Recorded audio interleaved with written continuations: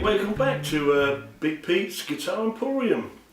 A few weeks ago we were working on this guitar boogie thing, the blues angle, and so I thought today I'll take you back a few more years than the sort of electric guitar thing, because obviously it starts with the blues with this old baby, the old acoustic guitar. This is an early Echo guitar. Originally with 6 strings on it, but I didn't think that was enough for me, so I've added an extra 6 onto here. It took me a while to work it all out, but I've managed to put an extra load of keys on it, that top here, little pegs. So it's actually now 12 strings.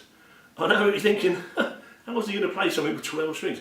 Well, you know, if you guitarists are working on the average 6, it's like that, but twice as difficult. But you'll learn, you'll get the hang of this. You can have a go at making one of these yourselves. It's not that difficult to do. You just need to be a bit patient and find the right guitar. This Echo comes from the I think from the sort of late 50s, early 60s. But it sounds really good. Listen to the tone of this. Sweet, isn't it? Sweet, sweet, sweet, sweet. Right, before I get on to the guitar thing, a couple of answers, a couple of questions we've had on the email. For Mark, who wanted to know about the flattened B7th that I was working on the other day. It is a difficult chord, it's difficult to get. You need really good slim fingers like mine, you know. And you need to have years of practice of going. So I tend to do that a lot. I tend to walk around going. And then once you've done that for like a year, try doing it that way. You see, now you start to get what it looks like, see? Then try it that way. Do that. That's it. Now you're getting the... See, I know, Mark, you've got little hands, haven't you? Little girl's hands, but you can still manage to do that with your little hands. There you go. I know you've been having some guitar lessons from Ray Cotton, who is an exceptional guitarist, you know, in his own way, you know, a bit limited, but so with the stuff you've already learned from Ray and the stuff you'll hopefully pick up from me today, and of course I've got some DVDs coming out later on in the year. They'll be on sale on Amazon and the usual stockists. But for the moment, Mark, if you just keep working on the thing like that, yeah. Just keep working on that. Then I have one from Stuart, who was worried about the fact that he's a left-hander. I don't know what he means by that. I've got a left hand as well.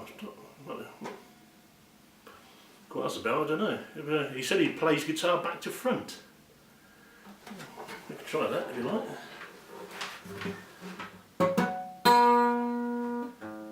I think you might be on a loser there, mate. You should try and stick to the, you know, people are meant to play guitars left-handed. Anyway, whatever. Anyway, I think Stuart lives in Uppingham anyway, so that's kind of weird anyway, isn't it? Yeah, so that's those two answers. Was there any questions? Yeah, we're going back to the blues boogie thing, aren't we? So prior to the rise of the blues over here, it starts out in the, they think, in the United States. Now, it's not actually true. It's a bit of a theory. It's been going on for hundreds of years that that's where the blues started. Southern states of America, that's it all starts. It's wrong. It actually starts in Bolton in Lancashire in the UK.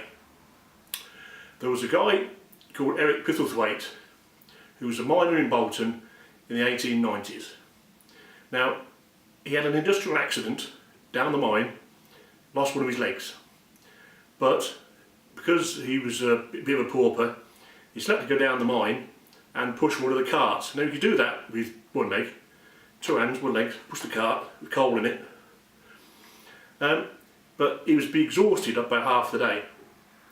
Then he invented this 1-string guitar. We'll do that later on, 1-string guitar thing. And he became famous for, during the breaks of the coal miners down the pit, writing songs and playing these tunes. He wrote some really famous songs. Smokestack Lightning was one of his. Dust My Broom, he wrote that in about 1900. Those songs then become famous amongst all his coal mining friends. Then when the gold rush starts in the 1890s in America, a lot of the coal miners thought, well, get out of this crap hole, we'll go to America and we can make some money. So a lot of those songs then travelled with the miners to America. So those songs were already popular over there. And of course then the papers start latching on some of these songs. They think, these are really good songs, where do they come from? So one of these guys says, it's actually written by this guy in Bolton in Lancashire. So the American press come over to Bolton trying to find this guy. They tell him he's still working in the pit, and if they'd like to go along, they're trying to get a photograph of the guy. So he comes out of the pit one evening, he's done his day shift, he's absolutely black, covered in coal.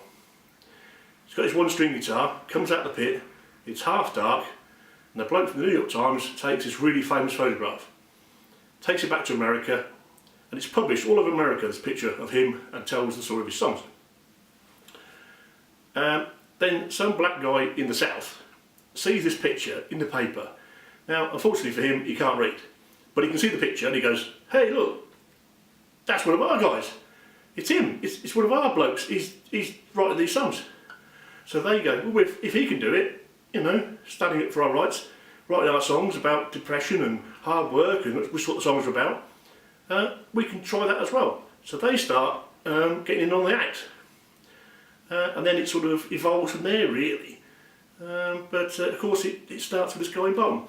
Well, that's the story of the blues really.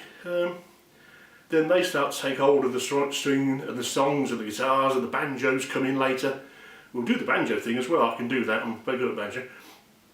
I was taught by a bloke called Ron Block, who is the main man with Alison Krauss in Union Station.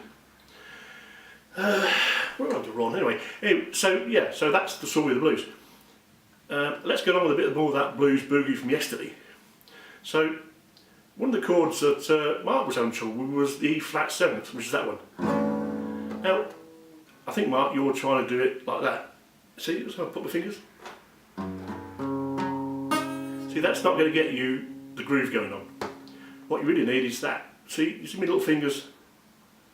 That's come back to this thing.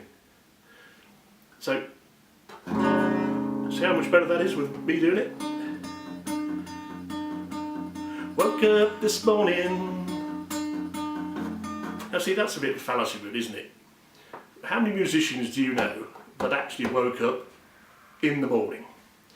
It's usually about 2 o'clock in the afternoon, the ones I know, so let's ditch that theory for a start. So,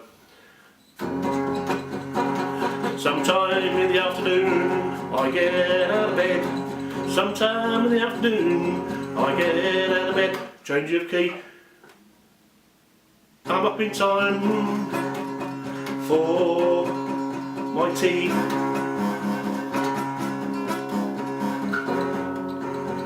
See, change your key again. It's like Westlife. Till my tea, we're having Jaffa cakes. Jaffa cakes for tea is what I'm having. I like a Jaffa cake with my tea. Oh, I'm waiting for my tea.